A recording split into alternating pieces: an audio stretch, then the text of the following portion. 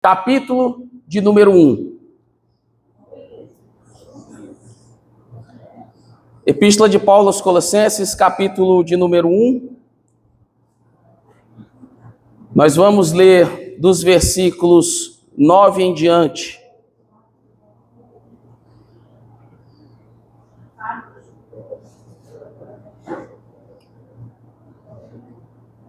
Colossenses, capítulo 1, versículo 9. Esperar os irmãos que estão procurando,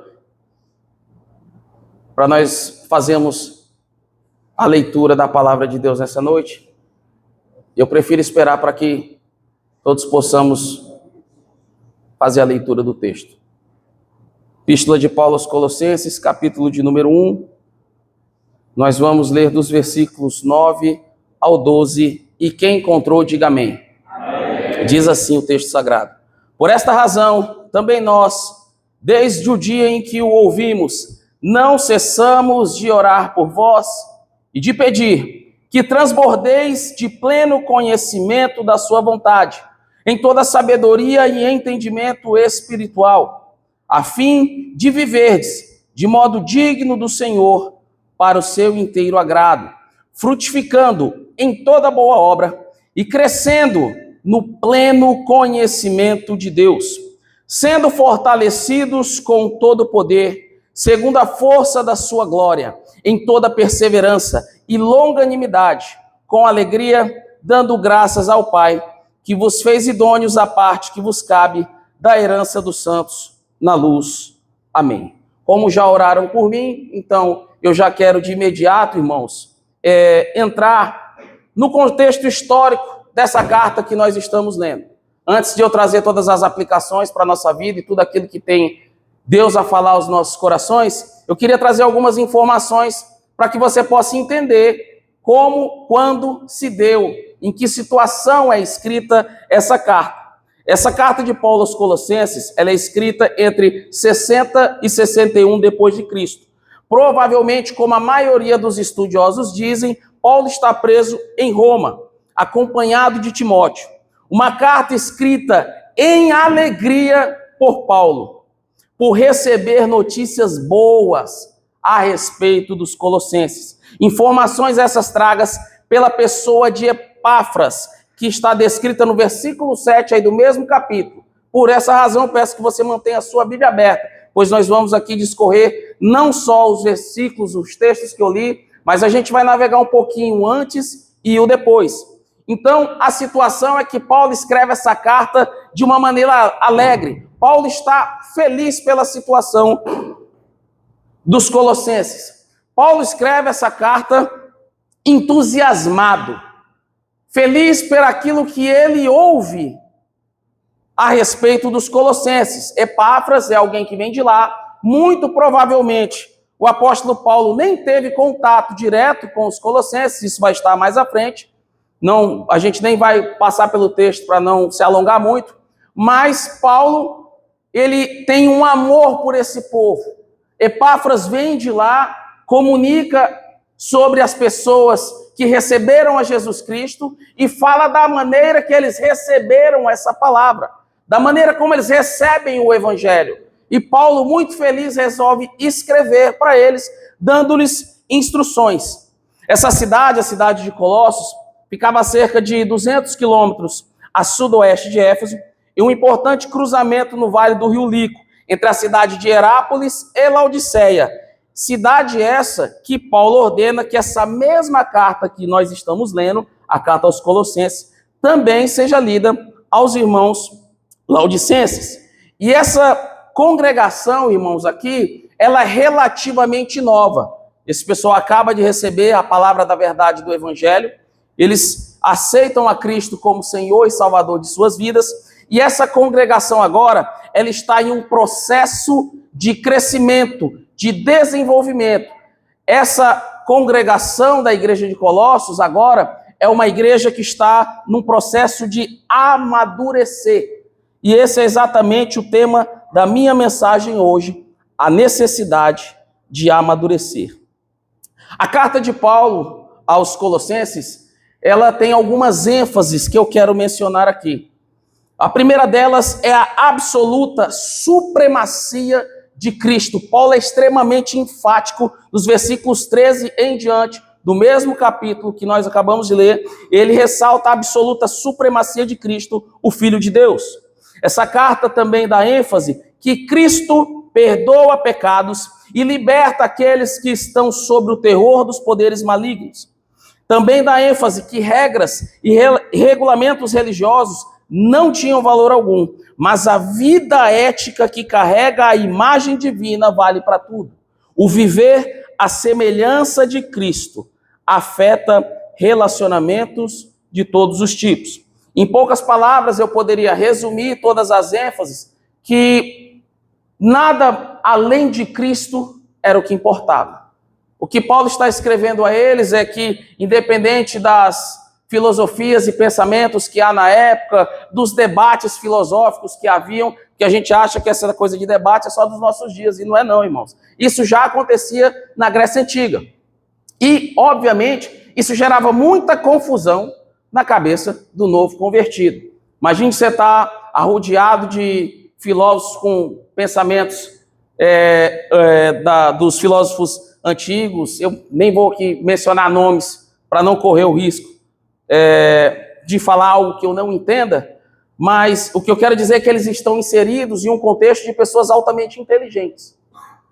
E com certeza muita confusão, muita dualidade de pensamentos, com certeza haviam na mente desses novos convertidos. Então poderia dizer que o que Paulo está dizendo aos Colossenses é: o que importa é conhecer a Cristo.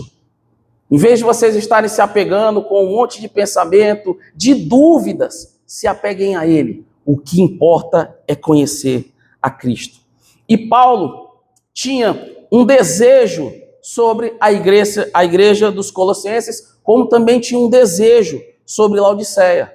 E esse é o mesmo desejo que eu tenho de compartilhar hoje essa palavra com os meus irmãos. O mesmo sentimento que havia em Paulo, esse desejo que tinha de verem eles crescerem e amadurecerem, hoje eu creio que é exatamente a vontade de Deus para a vida da sua igreja hoje. Não somente nós aqui, a primeira igreja batista de Itarema, mas em toda a sua igreja na extensão do mundo.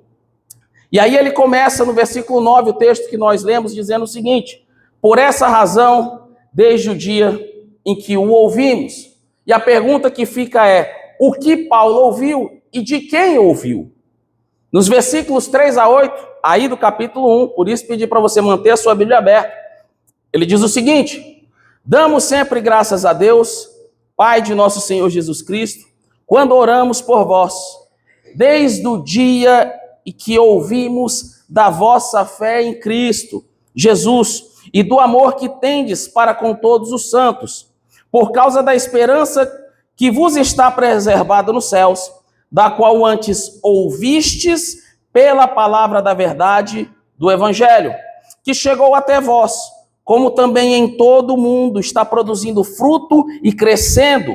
Tal acontece entre vós, desde o dia em que ouvistes e entendestes a graça de Deus na verdade, segundo foste instruídos por Epáfras, nosso amado conservo, e quanto a vós outros, fiel ministro de Cristo, o qual também nos relatou do vosso amor no Espírito.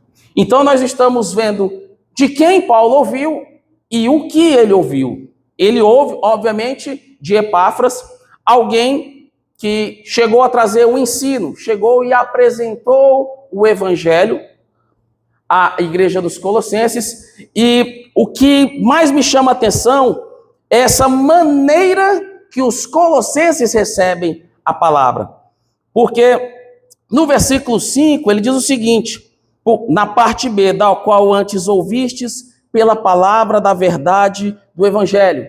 Então, os colossenses não recebem a palavra de Deus, a Bíblia, como um mero livro histórico, como já essa semana eu ouvi alguém dizer: a Bíblia é somente um livro de história.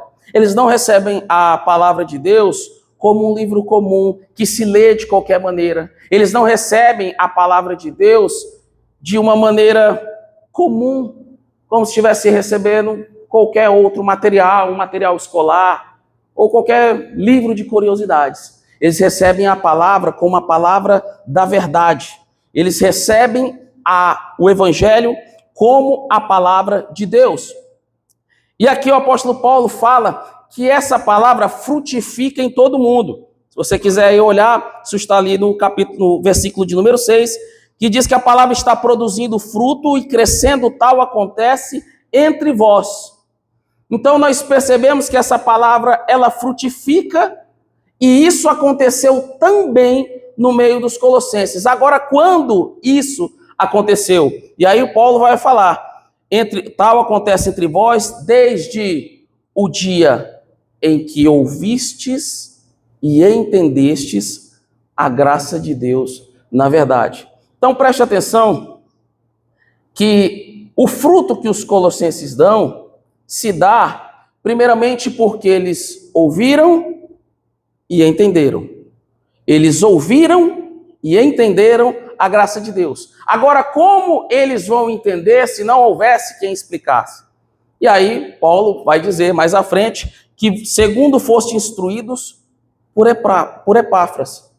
Então, nós percebemos que não houve só ali um movimento, um culto evangelístico, e depois todo mundo foi embora e acabou. Algumas almas levantaram a mão, aceitaram Jesus, e depois cada um foi para sua casa. Não é isso o que acontece no contexto dos colossenses.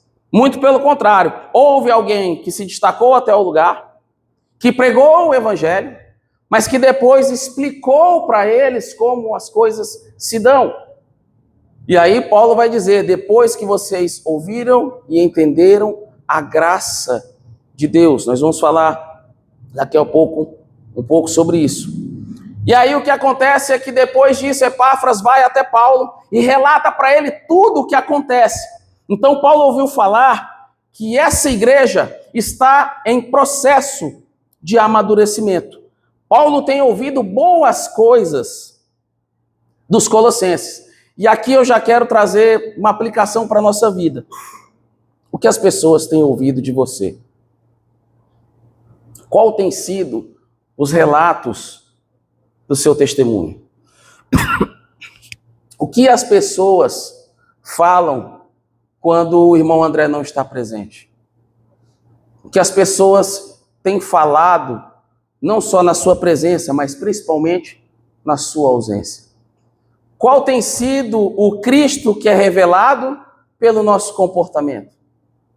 Porque aqui Paulo escreve com extrema alegria, uma maneira que esse pessoal recebe a palavra e eles estavam interessados em crescer na graça e no conhecimento do Senhor. Eu creio que nem todos que ouviram a pregação de Epáfras talvez tenham ficado depois.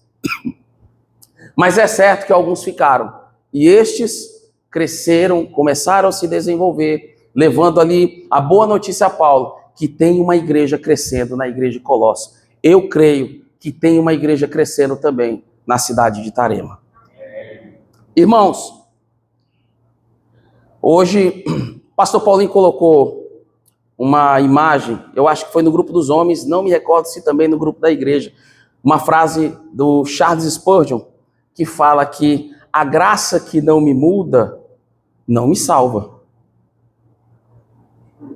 E isso, irmãos, é extremamente perigoso. A fala parece simples, mas ela é real. E aí eu te pergunto, o que as pessoas falam de você importa?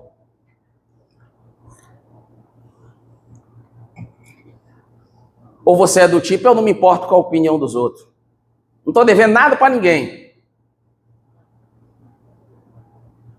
Realmente é isso que a Bíblia nos diz, irmãos? Que o nosso testemunho não é importante? Será que realmente que aquilo que nós fazemos, o nosso comportamento, a maneira que as pessoas olham, a maneira que as pessoas falam de você realmente não importa? E eu te pergunto, será que a mensagem que você diz que carrega também não tem impacto na vida dessas pessoas? Hoje o irmão Carlinhos, eu não estou vendo ele aqui, mas na sexta-feira na reunião, a gente tocou um pouco sobre esse assunto. Até falei, irmão, você está já tocando no assunto que eu vou tratar domingo.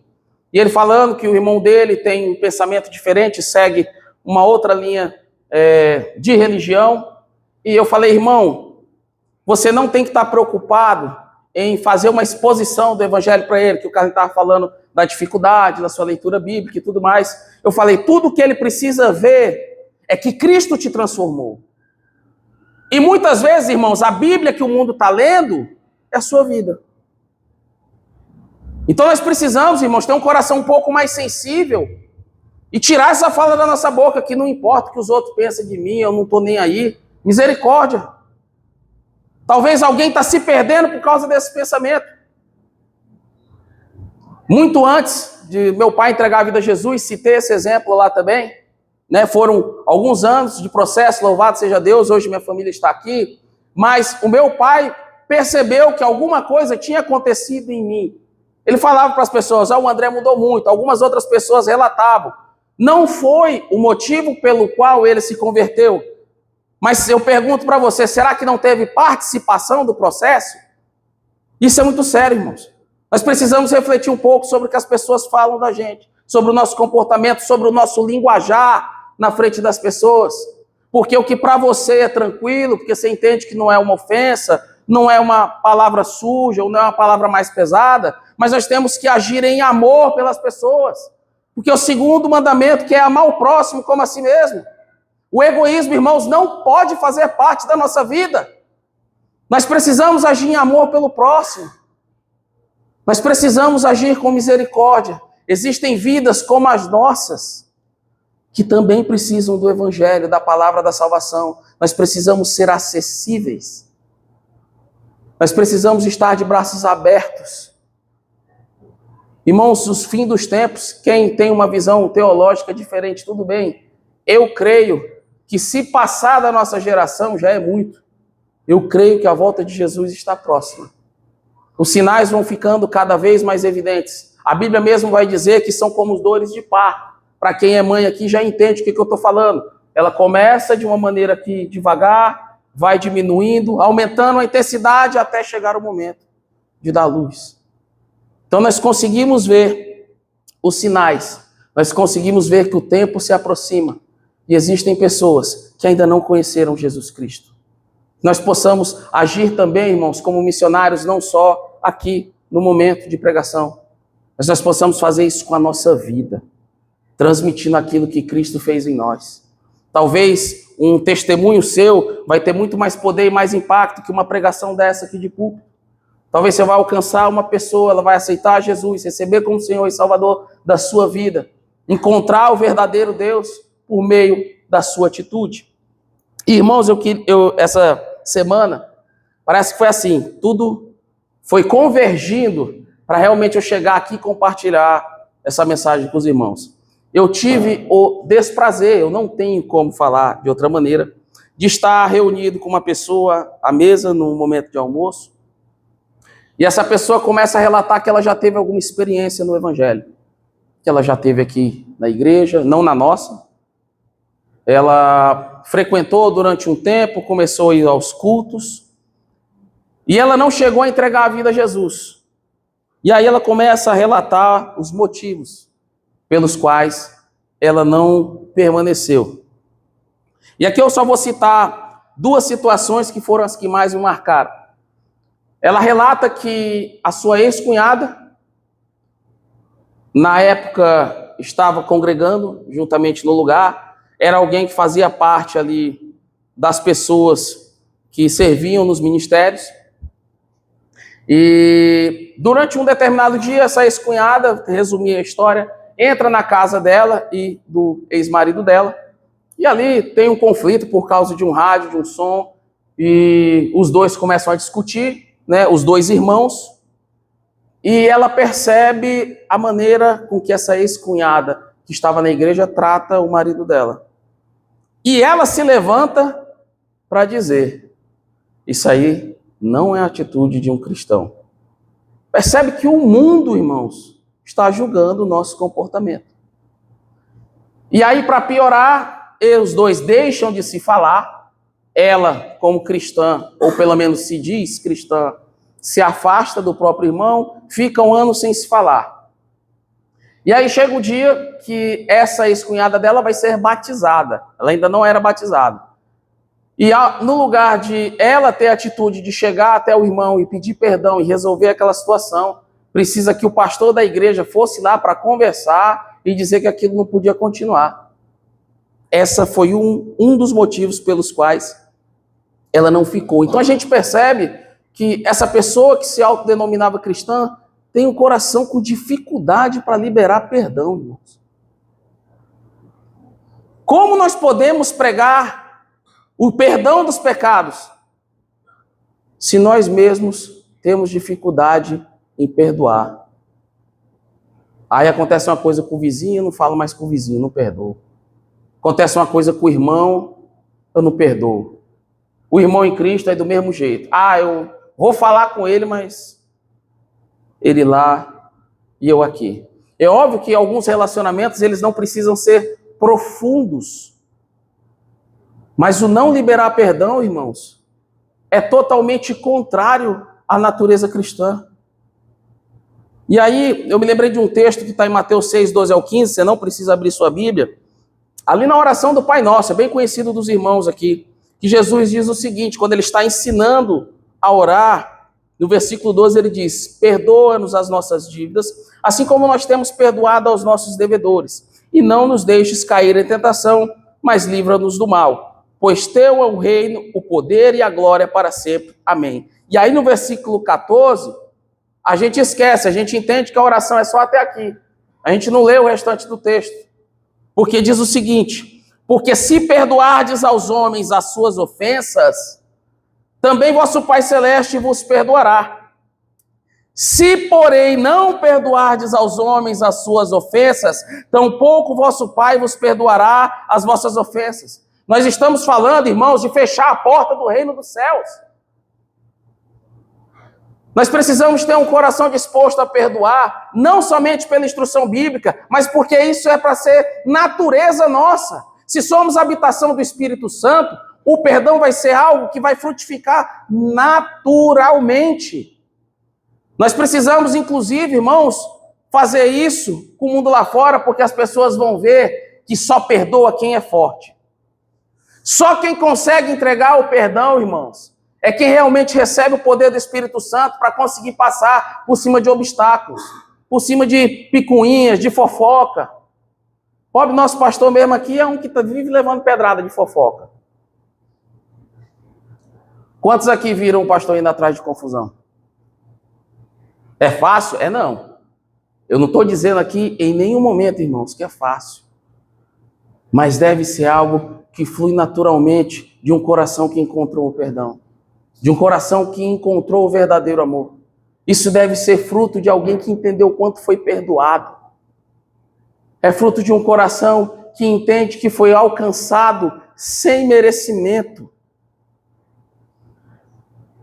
É fruto de um coração que entendeu que estava perdido, mas que foi encontrado. O nosso coração, irmãos, precisa ser um coração perdoador. O segundo relato que eu queria compartilhar com os irmãos dessa pessoa, aqui, haja paciência, irmãos. Mas vou resumir, crente na macumba. Crente com misticismo. Ela fez o relato, eu nem vou entrar no assunto, porque já nem é necessário. Os irmãos já vão entender que é totalmente incompatível. Ou eu estou na luz, ou eu estou nas trevas. Mas, irmãos, tem gente hoje, por exemplo, que vai crer nesse negócio de horóscopo. Tem irmãos que eu mesmo vi que congregava numa determinada igreja que se dizia evangélica. Eu não gosto dos rótulos, mas necessito falar para que os irmãos entendam. Aí quando teve um filho, levou na igreja católica para batizar. Eu conheço. Não estou falando de algo que eu ouvi, eu conheço a pessoa. Irmãos, aonde está fundamentada a nossa fé? Será que nós somos pessoas que vivem de achismo? Ou nós vivemos de uma convicção? O que nos leva a nos reunir dia de domingo? Aí a criança adoece, pegou quebrante, aí tem que levar para o rezador.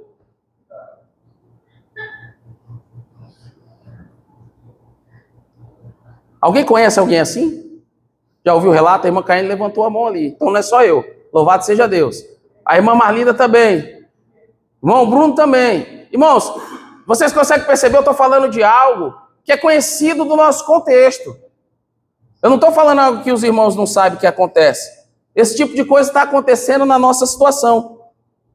Lembrei do texto de Êxodo, os 10 mandamentos, também muito conhecido, Êxodo 21:5, em que a palavra de Deus diz o seguinte: então falou Deus todas estas palavras, dizendo: eu sou o Senhor teu Deus, que te tirei da terra do Egito, da casa da servidão.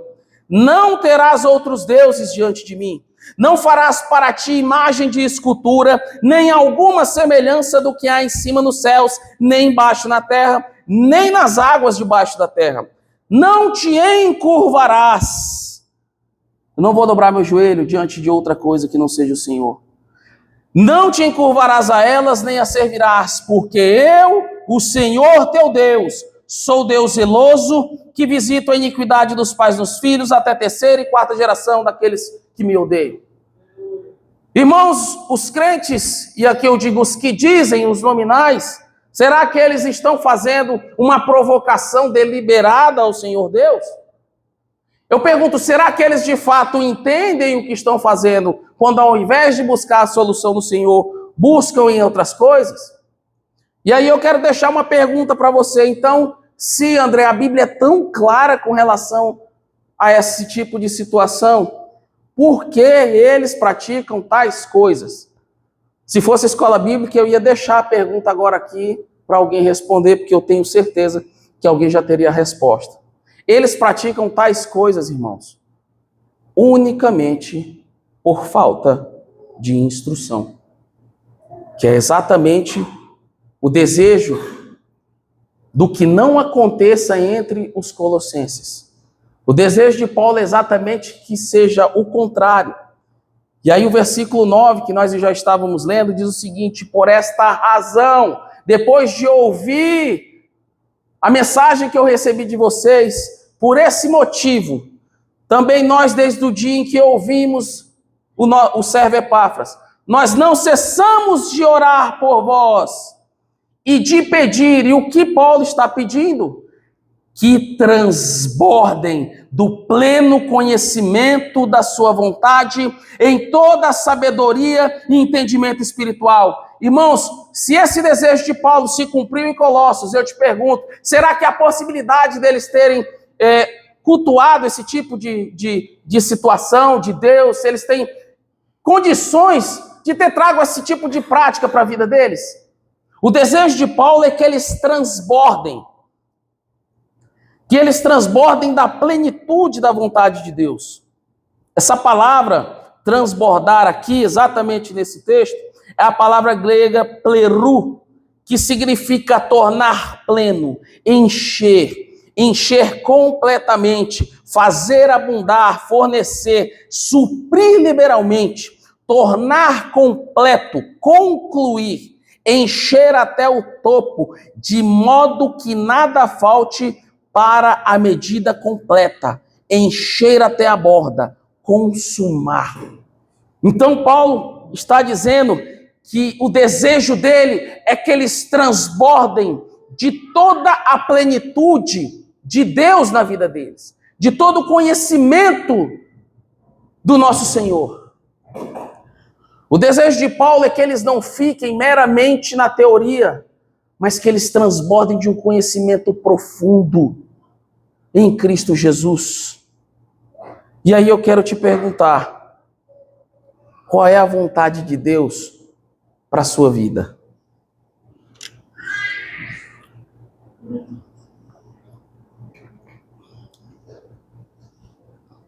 Paulo é bem transparente, direto, sobre o desejo dele a respeito da vida dos colossenses. Mas e você? Você tem clareza do propósito de Deus para a sua vida? Você tem clareza daquilo que Deus quer para você? No meio de nós aqui, irmãos, nós temos alguns irmãos que sabem o desejo de Deus para a vida deles. Aqui no versículo de número 10, Paulo vai dizer o seguinte: a fim de viverdes de modo digno do Senhor, para o seu inteiro agrado, frutificando em toda boa obra e crescendo no pleno conhecimento de Deus. E mais atrás, no versículo 9, a parte B, diz que transbordeis no pleno conhecimento da sua vontade. Então Paulo está instruindo eles a conhecerem a vontade de Deus. O irmão Romário, por exemplo, aqui, eu acredito que ele não tenha dúvidas de que ele é um vocacionado, seja como evangelista, seja alguém que vai pastorear uma igreja. O irmão Mateus também, eu entendo e eu sei que ele sabe que ele é chamado a pregar o evangelho, talvez como missionário, talvez também pastoreando uma igreja. E muitos de nós têm noção daquilo que Deus nos chamou para fazer. Minha esposa mesmo, que não está presente, ela é ciente de que Deus chamou ela para instruir. O ministério de ensino faz parte da vida dela, inclusive o da pregação da palavra. O que há em comum entre os três é porque eles só são teimosos. Só isso. Mas eles têm pleno conhecimento da vontade de Deus. Alguns de nós, ou talvez até todos, têm dificuldade, porque realmente nós não somos merecedores. Nenhum de nós é, irmãos.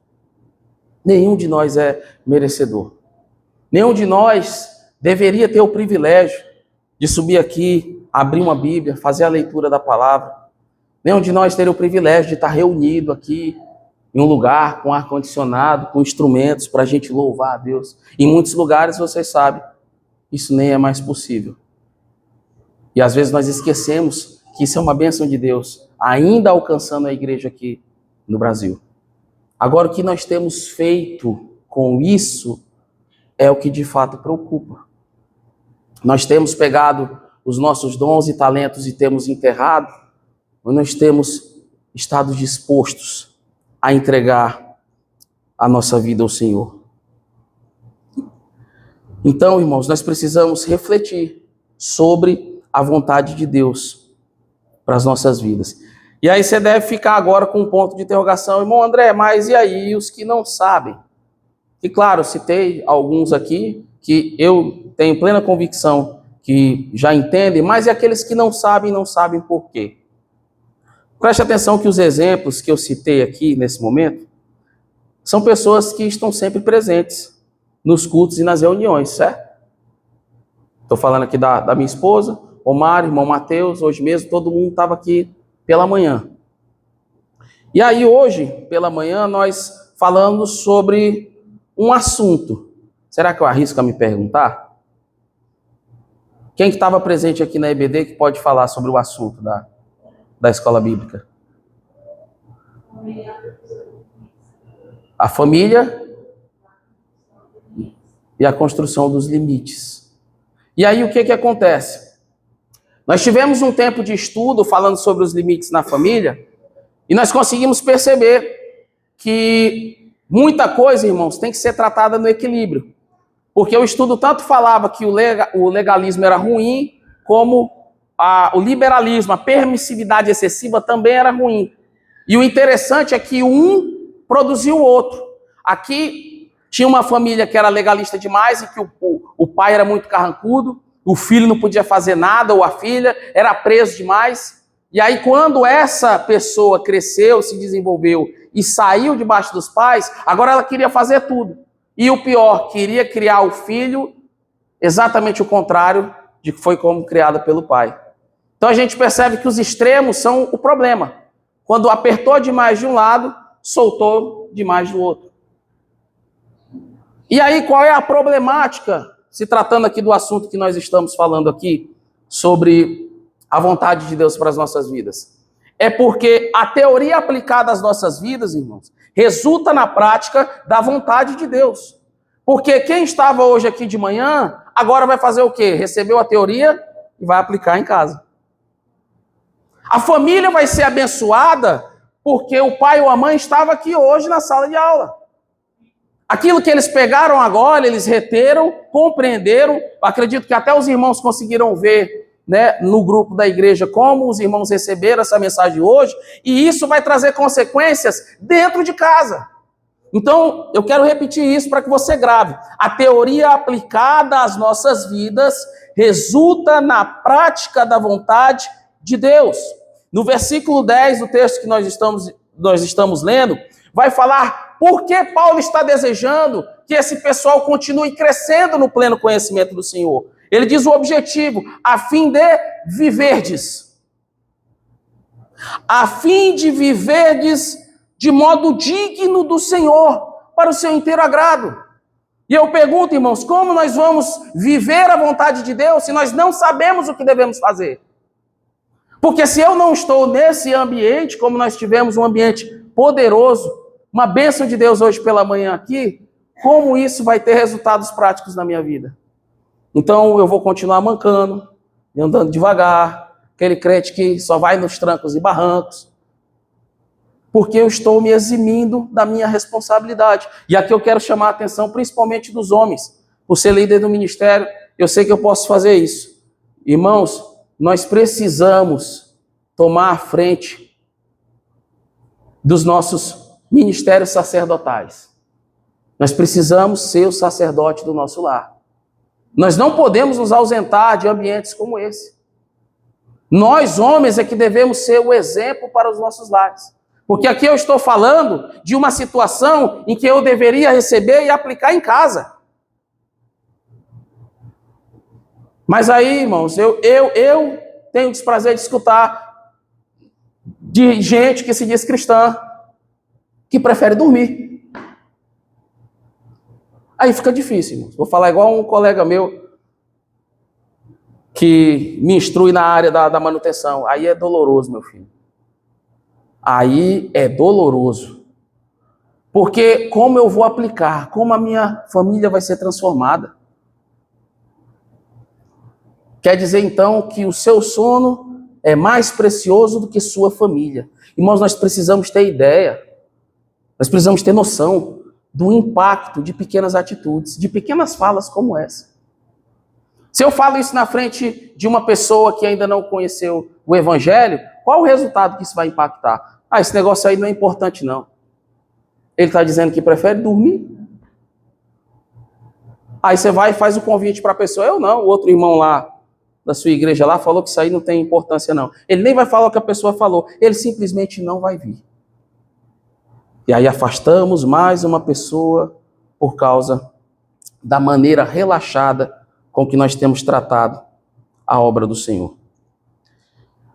Mais uma pergunta dentro do texto, irmãos. É como os colossenses frutificaram? Até a gente já passou um pouco por isso. A resposta para isso está nos versículos 6 ou 7. Até aqui nós vimos o que nós não devemos fazer, como não devemos nos comportar. Então, como seguir o exemplo dos colossenses que frutificaram? Dos versículos 5 ao 7, que nós já lemos, diz: por causa da esperança que vos está preservada nos céus, da qual antes ouvistes pela palavra da verdade do Evangelho. Primeiro é a forma como eles receberam.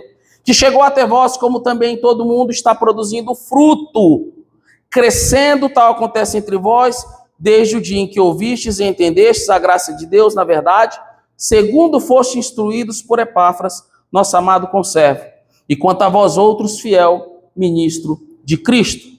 Então, como eu falei no início, esses frutos aconteceram porque eles entenderam a graça de Deus, na verdade, ou seja, houve alguém que pregou e alguém que ensinou.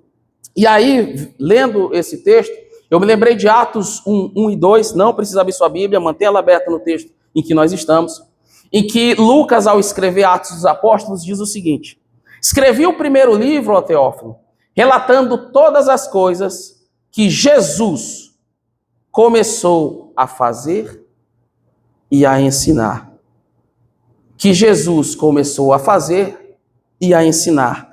Até o dia em que, depois de haver dado mandamentos por intermédio do Espírito Santo aos apóstolos que escolhera, foi elevado às alturas. No versículo 2, algumas traduções me chamam a atenção, porque eles trazem o texto dizendo, depois de haver dado instruções por meio do Espírito Santo aos apóstolos. Então nós vamos ver que tanto o próprio Cristo fez isso, ele fazia e ensinava, como o texto vai dizer que Jesus, por meio do Espírito, dá instruções aos apóstolos que ele escolhe.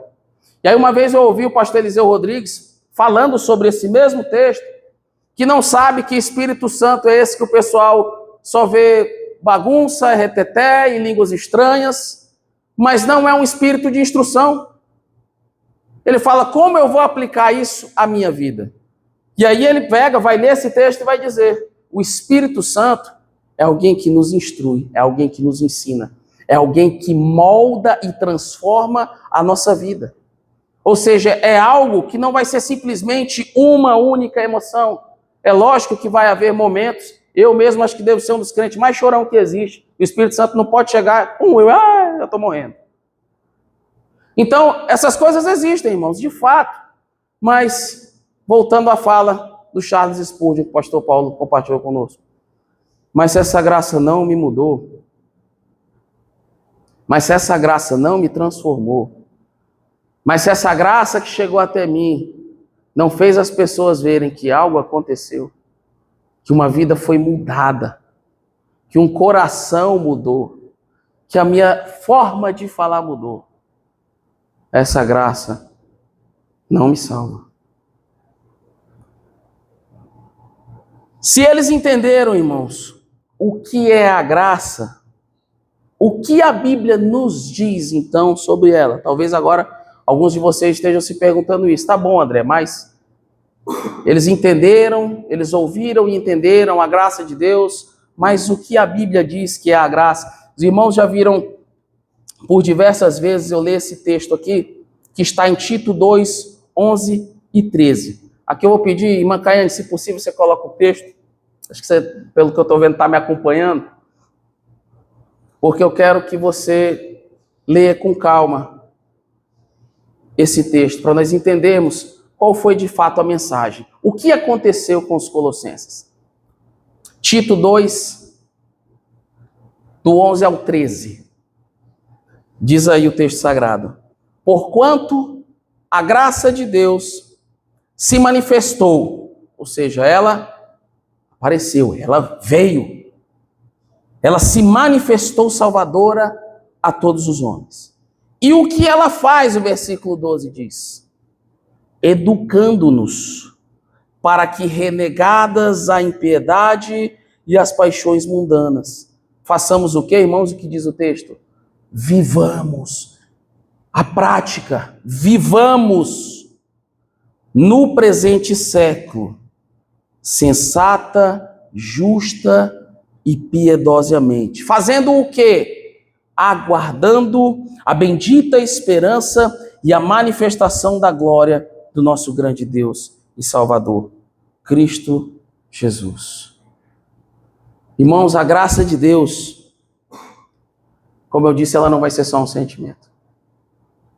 A graça de Deus não vai ser só um choro, só uma emoção. A graça de Deus vai ser o poder que vai transformar a sua vida. A graça de Deus é o que vai te empoderar a dar um testemunho de que algo aconteceu. Pois a própria Bíblia está afirmando que um evangelho que não mudou as suas atitudes, que não mudou sua forma de andar, de falar, que não levou um testemunho para as pessoas, é uma graça que não te salva. Mas hoje aqui, irmãos, nessa noite, Deus está concedendo graça para a salvação de vidas aqui. Porque essa graça se manifestou salvadora a todos os homens. Esse perdão é oferecido para todos nós aqui. Não só para quem ainda não entregou a vida a Jesus, mas até para nós mesmos, cristãos, nos arrependermos do nosso tipo de conduta, irmãos. Muitos acham que nós, porque estamos aqui na igreja quase todo dia, não necessita de arrependimento. Engano seu. Pelo contrário, a nossa vida ela tem que ser regada de arrependimento constante. Se tem alguém aqui que não peca todo dia, levanta a mão aí, que a gente quer a receita, por favor. Então todos nós temos que viver, irmãos, em arrependimento.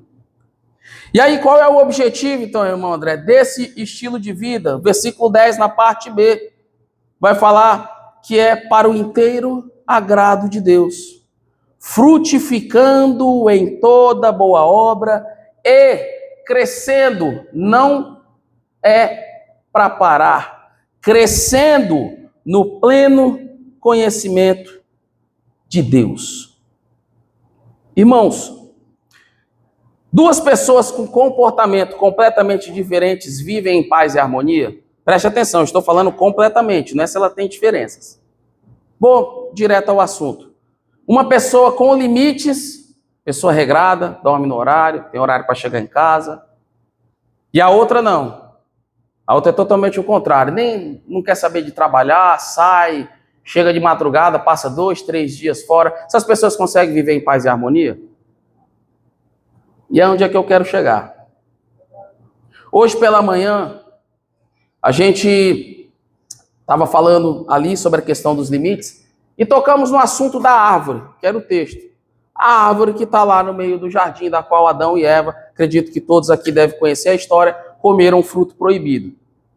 E aí a gente falando que Deus estabeleceu um limite ali. Porque Deus vem e diz, ó, vocês podem comer de todas as árvores, né, de todo aí o fruto das árvores, né, não vai comer as folhas. Mas essa aqui não. Existia um limite. E aí eu perguntei para os irmãos qual era o motivo do limite, os irmãos foram respondendo e tal. Alguns falaram, não, porque se eles comessem ia morrer. Outros disseram, é o cuidado de Deus, e todas as respostas estavam certas. E aí eu piorei a situação. Eu falei, então por que Deus deixou essa árvore lá? Era mais fácil tirar esse negócio, vou esconder isso aqui, não vai fazer bem para eles, e tira esse negócio. E aí a gente estava lá no jardim até hoje, olha que maravilha. Mas então por que Deus deixou essa árvore lá, sabendo que o homem ia cair? E a resposta, irmãos, é por amor. Agora você deve ter ficado com um ponto de interrogação na cabeça. Como assim, André? Por amor? Se ele sabia que eles iam comer, rapaz, ia cair, como é que foi por amor? É porque um relacionamento, irmãos, um relacionamento saudável, ele não pode se dar por imposição. Então, se Deus vai lá e tira a árvore, Deus está tirando a possibilidade deles escolherem amar ao Senhor. Se a árvore não estivesse lá, nós estaríamos no jardim até hoje, mas nós não teríamos outra opção se não está lá. Então, Deus estabelece um limite de só vai até aqui, para que haja uma escolha. Você pode ficar comigo ou você pode ir para o lado de lá. Então, o relacionamento, por amor, ele se dá por escolha. A minha esposa escolheu ficar comigo, não é por falta de opção não, porque se fosse pelo menos bonito, né? Então eu sei que por falta de opção não foi. Ela tinha escolhas, mas ela decidiu ficar comigo. Então eu sei, eu tenho a plena convicção de que esse relacionamento é sincero, porque ela decidiu me amar. Então eu sei que esse sentimento não é forçado. Se nós voltarmos um pouco na história mesmo do Brasil, não necessariamente só aqui, a gente vai saber que antigamente os casamentos eram arranjados. A mulher não tinha direito de escolher com quem ia casar. Eu pergunto, irmãos, como é que esse casal pode ser feliz? É exatamente o que Deus não faz.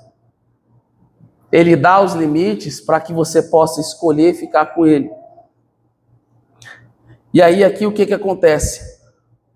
Deus está chamando nessa passagem, nesse inteiro agrado, está nos chamando para viver um relacionamento profundo. Porque o que Paulo está dizendo aqui é que nós devemos viver de modo digno do Senhor para o seu inteiro agrado, frutificando em toda boa obra. Ou seja, Deus está nos chamando para viver como Ele, da maneira dEle. Está chamando nós para viver um relacionamento em amor, em profundidade. Em outras palavras, Deus tem nos chamado, irmãos, para nós sairmos do raso, para nós sairmos dessa instituição, como a gente estava vendo aqui, o pastor até falou que o problema é quando a instituição ela engole a comunidade. E o que Deus não quer é exatamente isso. A gente não está aqui só no domingo, simplesmente porque eu tenho que estar. Eu não venho aqui no domingo de manhã simplesmente porque eu tenho que estar. Não venho quarta-feira simplesmente porque eu tenho que estar. Nós devemos nos reunir porque amamos ao Senhor, porque nós queremos estar em comunidade com o seu corpo. Nós devemos nos reunir com o intuito de te adorar, de viver, de transmitir essa essência. O que Deus está nos chamando, irmãos, a atenção nessa noite, é que a gente precisa desenvolver um relacionamento profundo, cheio do conhecimento da sua glória. Nós precisamos, irmãos, transbordar do pleno conhecimento de Deus. Isso é desfrutar de um relacionamento profundo, íntimo com Ele. Porque até a orar, irmão, se eu não sei como orar, eu vou fazer a oração de maneira errada. Um culto, a Bíblia diz como deve ser um culto. Eu posso cultuar de maneira errada. Nós precisamos ser instruídos sobre toda a vontade de Deus para a nossa vida. Somente dessa maneira, aqui voltando à questão do relacionamento, somente conhecendo a sua essência, somente conhecendo como Ele reage, como Ele se comporta, como Ele pensa, somente tendo um relacionamento eu vou conseguir transmitir e ter essa semelhança com Ele. E somente duas pessoas que têm essa conexão conseguem desenvolver um relacionamento profundo. A mensagem, irmãos, de Deus para os nossos corações hoje não é legalista para cumprimento de programações. Deus está nos chamando a atenção para despertarmos para um relacionamento onde possamos ouvir a sua voz. Essa semana, eu acho que foi o irmão Mateus que me enviou um vídeo do Leonard Ravenhill. E ele relata, irmãos, que ele, acompanhado de uma outra pessoa, um companheiro missionário, a intensidade da vida de oração dos dois enquanto eles andavam de cidade em cidade. E ele relatava de tudo aquilo que Deus fazia, de como Deus agia, de como vidas eram salvas. Ele menciona que, no mínimo, eles ficavam 1 hora de oração, sempre antes do culto. Mas era visível que esses dois não tinham somente esse momento de oração, mas que eles tinham uma vida na presença, regada em oração, na presença de Deus. Eu pergunto, será que nós temos homens como estes hoje?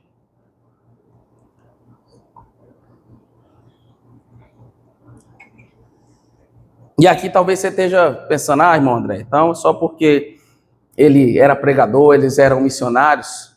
Eu te pergunto, é isso que o texto que nós lemos nos diz? Que somente os pregadores é que devem orar mais?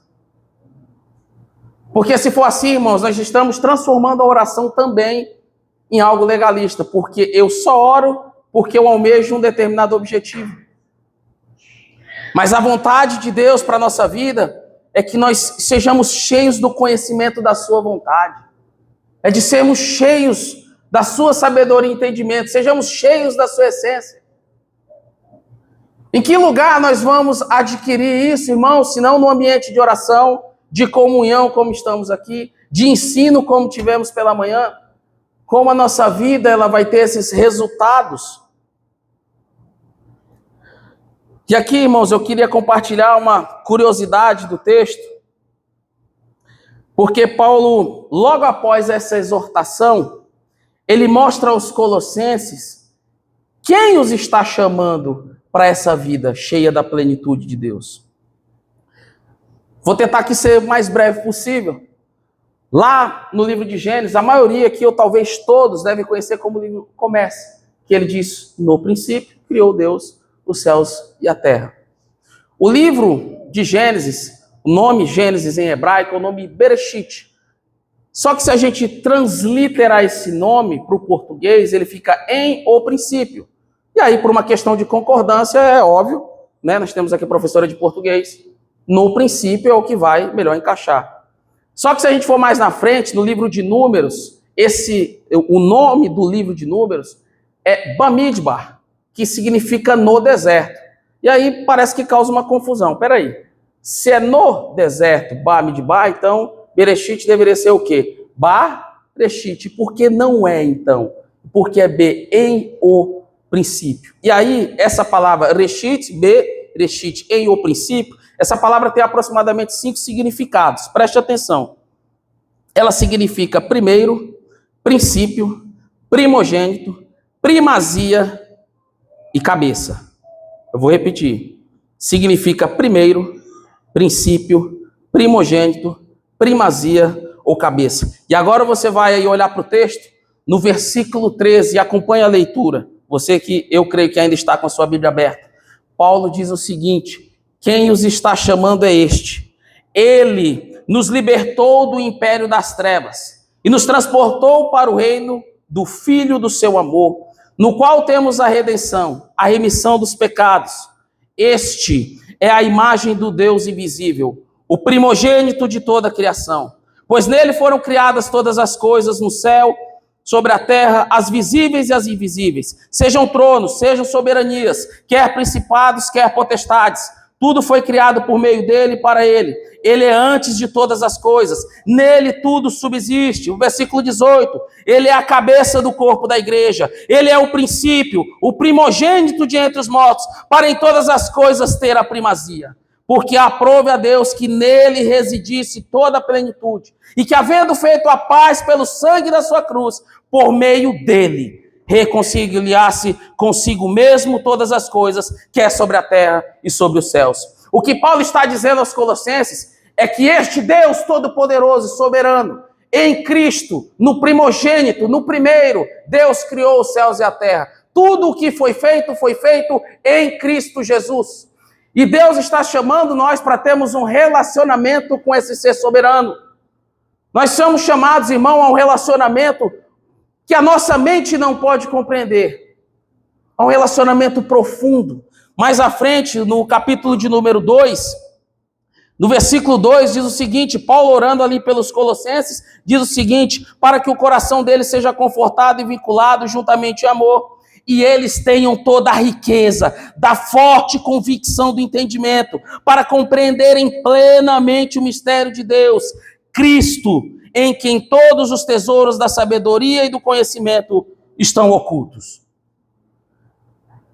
E tudo isso, irmãos, que está oculto, Deus está disponibilizando a sua igreja.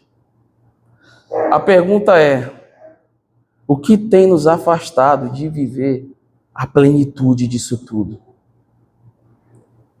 Porque Paulo, de maneira poderosa, destaca a supremacia desse Cristo. E o que me impressiona é que esse Cristo ama a mim e a você. O que me impressiona é que esse Cristo todo-poderoso, soberano em quem Deus criou todas as coisas, poderia simplesmente não ter paciência com o meu, com o seu pecado. Poderia não ter paciência com o tanto de desprezo que nós damos à mensagem do Evangelho. Ele poderia simplesmente ter acabado com tudo. Mas aprove o Senhor derramar do seu amor por nós. O pecado, irmãos, não poderia ser pago senão pelo próprio Deus. O meu e o seu sangue, já pecaminoso, não tinha condições de pagar uma moeda tão cara. E Deus, de maneira extraordinária, encarnado em Cristo Jesus, vem à terra, recebe as punições dos nossos pecados. Esse Cristo que eu acabo de mencionar, tomou o meu e o seu lugar. Paulo mostra quem é o Cristo que nos chama à plenitude de um relacionamento profundo. Ele diz da luta que trava pelos Colossenses aqui, diz qual é o desejo, que foi o texto que nós acabamos de ler. E aí no versículo 11, já voltando um pouquinho mais, ele diz que há um poder sendo disponibilizado. Ele vai falar sendo fortalecidos, depois de todo o desejo, depois de toda a menção daquilo que eu desejo para vocês, Colossenses. De apresentar, logo após ele vai fazer isso, de apresentar esse Cristo, e ele deseja para eles, sendo fortalecidos com todo o poder. Segundo a força de quem, irmão? Segundo o texto. Segundo a força da sua glória. Em toda perseverança e longanimidade. E aí ele diz como nós devemos fazer isso. Com alegria. Dando graças ao Pai que vos fez idôneos à parte que vos cabe da herança do santo na luz. Paulo encerra então, irmãos, essa parte, nos lembrando que a esperança, ela não está em nós. Louvado seja Deus por isso. Mas nesse Cristo todo-poderoso, o qual os fez idôneos. Essa palavra idôneo, para quem não sabe, ela significa adequado, próprio, que convém perfeitamente, que tem condições de desempenhar certas funções, apto, capaz. Nossa esperança eterna, irmãos, não está baseada em nossas ações, está baseada na obra desse Cristo apresentado por Paulo. Posso ouvir um amém? Porque se a nossa esperança, irmãos, estivesse depositada nas nossas boas ações, significa que nenhum de nós poderia errar durante o trajeto. Todos nós aqui já pecamos, Já cometemos um erro em algum momento. Então, louvado seja Deus, que essa esperança que Paulo nos apresenta, eterna, não está baseada em nós, mas está baseada na obra de Cristo. Duas mentiras, irmãos.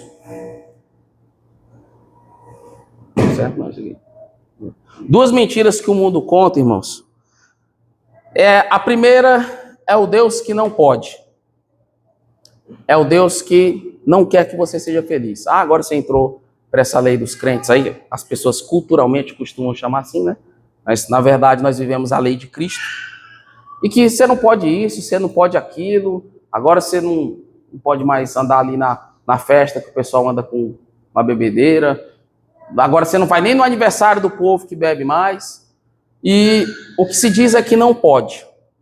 A segunda mentira é que Deus só está esperando você errar para te apontar o seu erro. Um Deus tirano.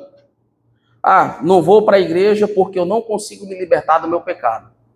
Então perceba que as duas mentiras, elas afetam, obviamente não a nós que já temos algum entendimento, mas as pessoas que estão lá fora, veem nós dessa maneira.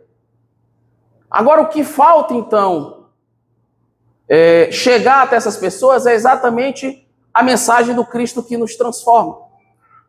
Porque a realidade não é que o crente não pode isso ou não pode aquilo. A realidade é que o nosso coração foi transformado e eu não desejo mais aquilo. Irmãos, isso tem muita diferença.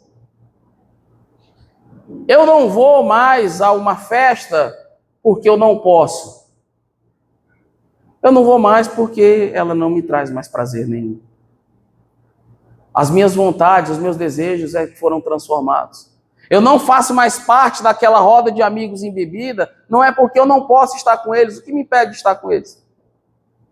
Eu não estou mais nessa roda de bebida porque eu não tenho mais prazer. Os meus desejos foram mudados porque eu encontrei algo muito maior, superior, sublime, pleno.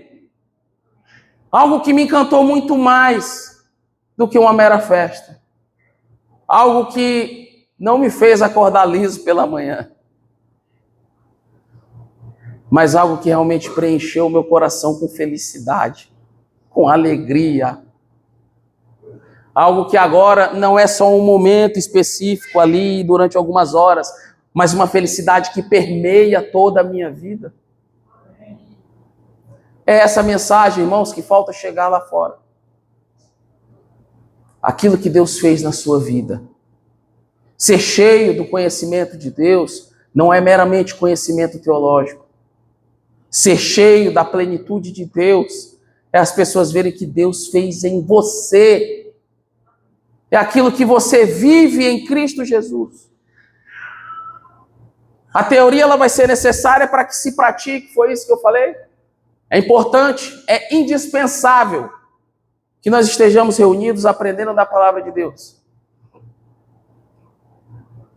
Não é nem negociável, mas o que as pessoas vão ver não é o quanto você aprendeu.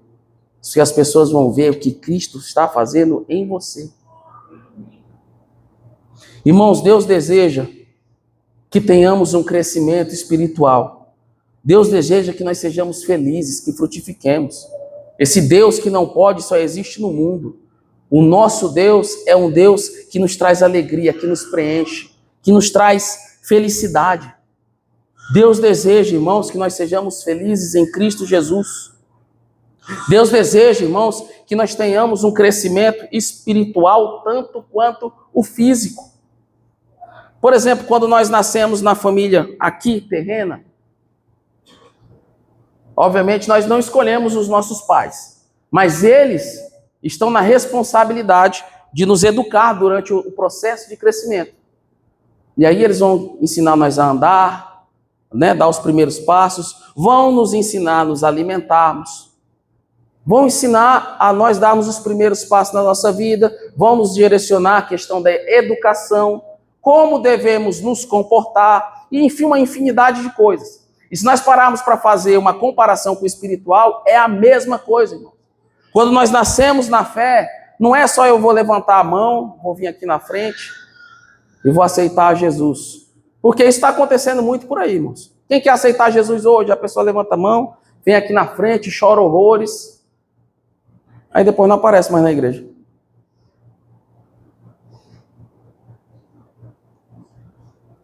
Então, quando nós nascemos na fé, o mesmo vai acontecer.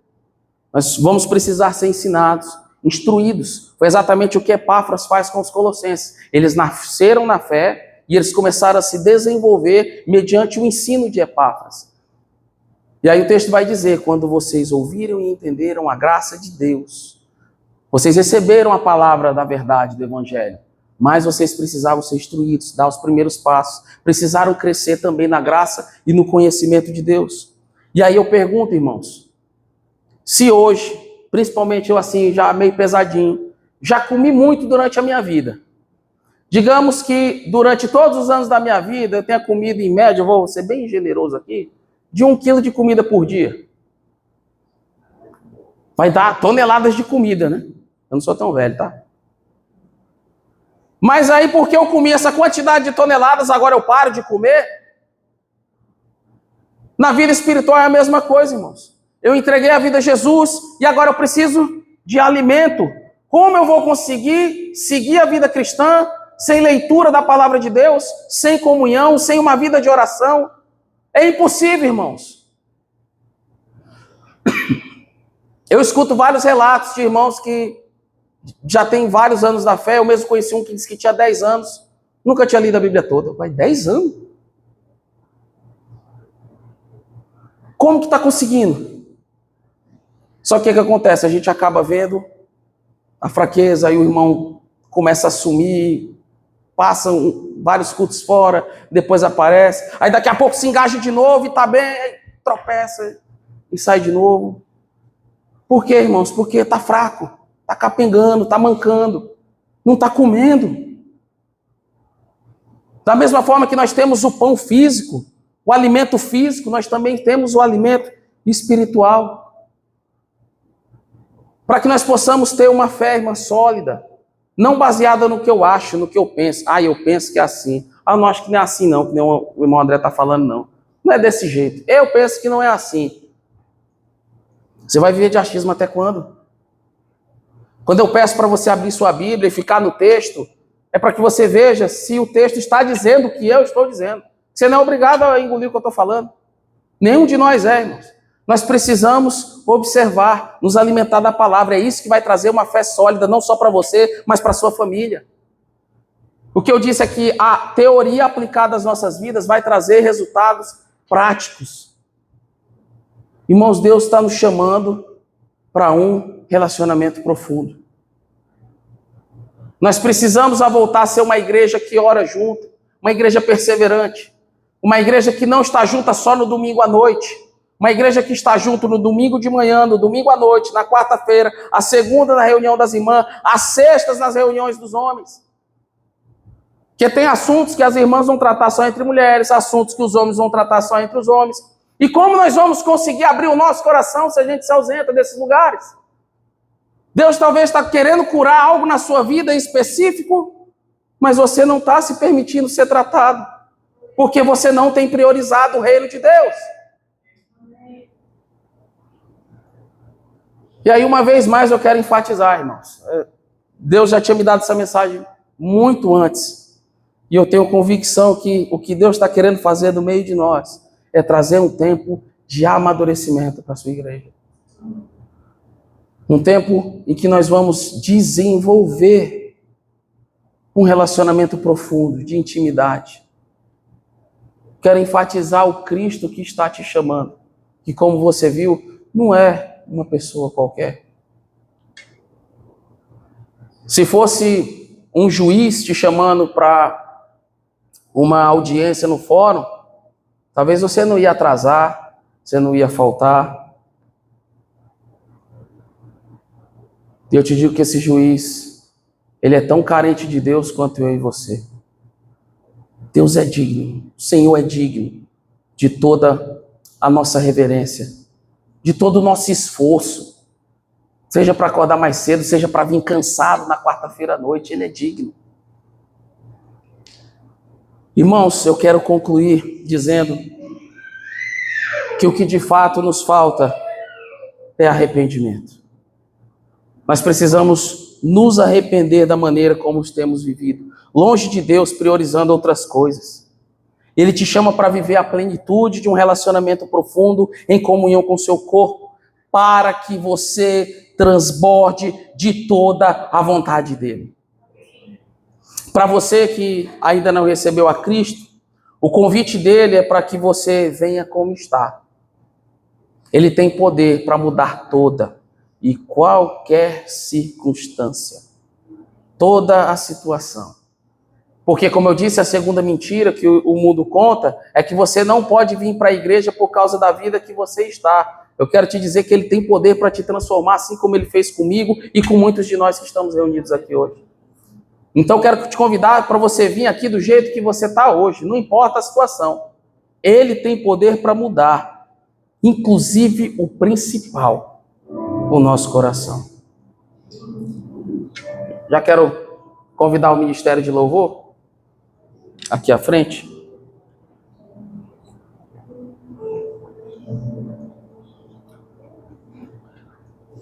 E eu quero encerrar orando. Se existe alguém aqui